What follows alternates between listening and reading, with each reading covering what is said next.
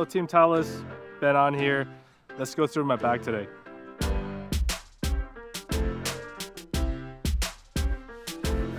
I use a 23X. I always put a line over the Pro V1x sign to align them when I putt. And I put a dot between the Titleist and the number. No reason for it. I change it around quite a bit. I do whatever I feel like doing it. But I've been seeing a lot of similarities on the other pros markers. So, you know, when we introduce ourselves on the tee, I'm like, it looks pretty close, awfully close, and we got to change. That's why I kind of use the high numbers. I only use high numbers because I guess not many people use it, so I can kind of go away from most of the people. So I think for me, we did a lot of testing with the Pro V1s and X's. I've been trying both balls, where X, it kind of feels like it spins a little bit more, but I can have more controls around the green. And it goes a little bit higher around the greens too, so I can hit a little bit of higher, softer shots. I mean, the X is a higher ball flight ball, but for me, I can hit a low or high both ways. So whenever I hit a shot, I would like to see it comes out how I felt it after I hit a strike. So I think X does exactly that. If I feel like this is going a little low, then it goes low. If I catch it good and trying to hit a high, it goes high. So I think that's the golf ball I'm looking for, is like whenever I hit a shot, either it could be a miss or a good hit, it does exactly how I feel like, coming out the face, which it does. My driver is a TSR 4. I've been using it for a few years now. I've been using the same shot for, about 2 years, 3 years now. I really like it. Whenever it does what you feel like it's doing, it's a great club, and I think that exactly does it. If I don't feel like a good strike or a little spinny, a little to the right, it does exactly what it should do when I hit it. Typically, I'll have low 2000s in the spin. It's like 21, 22. When I catch it in the toe, it's about 19. But like I said, I have enough height on my ball flight. So launch is about 11, 12 degrees. It gets about 125, 130 feet of apex. So that's plenty high, I think, and that's plenty of spin for that height. So for me, I change it right after when it comes out, usually. When there's a new driver out, usually in June or July for us, let's try it. Oh, it's great. I use it. It feels better, and numbers are a little better every time I use it. I mean, this year and the last couple of years, TSR has been doing great. I think I see a lot of guys use it. Like I said before, that's why I use it, same driver for 2 years in a row now. So I have a 1-iron. I only have one wood, just driver in the back. I don't use a 3-wood or a hybrid. So I have this 1-iron. It's a U505. I tried many 3-woods. They said it's supposed to be easier than a long irons to hit off, but I struggled to hit 3-woods on the tee and off the deck. We were looking at some different ideas, and then we came out with this idea in last March, I think, in Tampa. So, I hit it high enough. I have enough speed. I have enough spin rates. So why not try to build an iron that has a really low loft so it can hit it straighter off the tee? Because that's the whole purpose of using the 3-woods, and hit a little bit shorter than driver and a little bit maybe straighter, hopefully. But I really like it. I can hit it high off the tees and off the deck. So I've had it for over a year now. Yeah. Oh, it's great. A lot of people are surprised by how high I can hit this one, and it's been a great club off the tee. I can hit it low, maybe 20, 30 feet off the ground, up to like 120 feet off the ground. So to be able to control that, ups and downs, and then to be able to hit it over 250, 260 yards, I mean, that's a big help for me, because like I've struggled to find a 3-wood, and putting the 1-iron in, it definitely helped my game. I use a T200 3-iron. I've had this for a couple months now, and really like it. Like I said, I can control it low or high. Pretty easy, feels pretty solid. It's the utility iron, but it looks pretty good from the top of the line. It doesn't look too chunky or anything, so that's why I like it. So last year I used the T100s and the 5-iron. Both of them is a T150s now.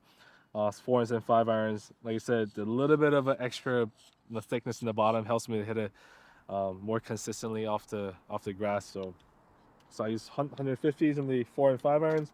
And 6-iron to 9-irons, I use a 620s. Just a classic, muscle backs. I've been using this shape for a long time now. And maybe, when I get older, I might switch 6-iron to the T150s, but who knows. But for now, I really like these muscle back looking. I don't think you can make it look better than this. Starting from the 1-iron is a 4 different models, yeah. It's pretty nice, in the earlier days I used the 4s and 5-irons. I used to use a muscle back. That was about 8 years ago, 9 years ago. But as I play a little bit longer, I don't feel like I lost my speed, but just like, you're trying to make the golf a little bit easier, right? It's already hard enough, and that's why I got into the utility irons, trying to find a little bit thicker heads, a little more forgiveness, and that's what I found, and also not losing the distance or the controls of what I needed. So that's what I had. A lot of mixes in the back, trying to find the right combinations, and this so far is the best combo I can find. Yeah, wedges. Got the SM10s on 48, 52, and 56, and 60 all the way through the back. Pitch wedge. I like the low bounces on my full all wedges. So 48, I have a 10F. So only 10 degrees of bounce.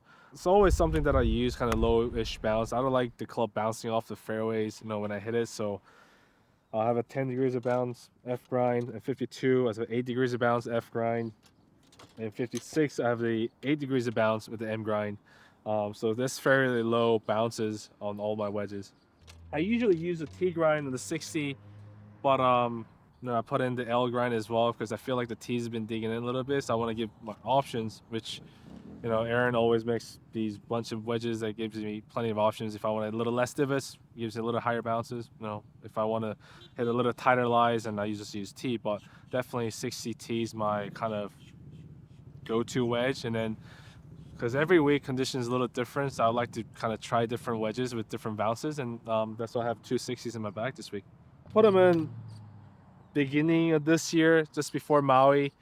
I had about a week to get used to it, and they make the great wedges, so I put them in straight into play always. I usually use the 48, 52, 656 for about a year or so because, like I said, I have a lot of spin in the ball. I don't want too much spin around the greens and into the greens, so I try to use them. I kind of wear them out as much as I can. Well, 60, I probably change them every 2-3 months because I want to keep it nice and clean and want to be able to spin it around the greens because I tend to miss it in short side a lot more than the other people does, so I need some spin on the ball. It's about 99% 60, and then maybe 1% putting. Yeah, but I always use a 60 around the greens, bump and runs. I see a lot of people use different clubs, but that gives me a lot of too many options. So I like to just get the 60 out. I practice with it. Like I said, bump and rolls, flop shots, spins here and there. Yeah, that's the only club I use. The T grind's been my, like I say, go-to wedge for the last 5-6 years. I've always used the T grinds before it came out. For everybody. So 60 is definitely my favorite club in the bag. I have just a different grip on the 60. I have a rubber grip. There's no cords or anything, but the rest of the clubs I do because, yeah. So let's say my pitch wedge has this, little cords, but my 60 is just plain rubber grip. I don't know. When I switched to that corded grip, I liked it better because it's a little stickier, but I didn't want to lose the feel around the greens, so I kept the same type of grip on my 60 because you're not gonna slip from like 30-yard shots. So I kept the rubbery grip, but other irons I put a little cord in it so I can get a little stickier grip on it. So yeah, so there's a different grip. That's about it. I honestly think it's the best wedge out there. I've seen many wedges. I've looked at many wedges, other people's wedges, but Vokey wedges, I never took my eyes off from it, from anything else but Vokey wedges. I said with the ball and the wedge together, I think it makes a great combo because I played in many team competitions. I had to use other people's balls and stuff, but with using the Vokey wedges, the best looking and performing wedges, and Titleist Pro V1x. I mean, for me, it's just I couldn't find anything better.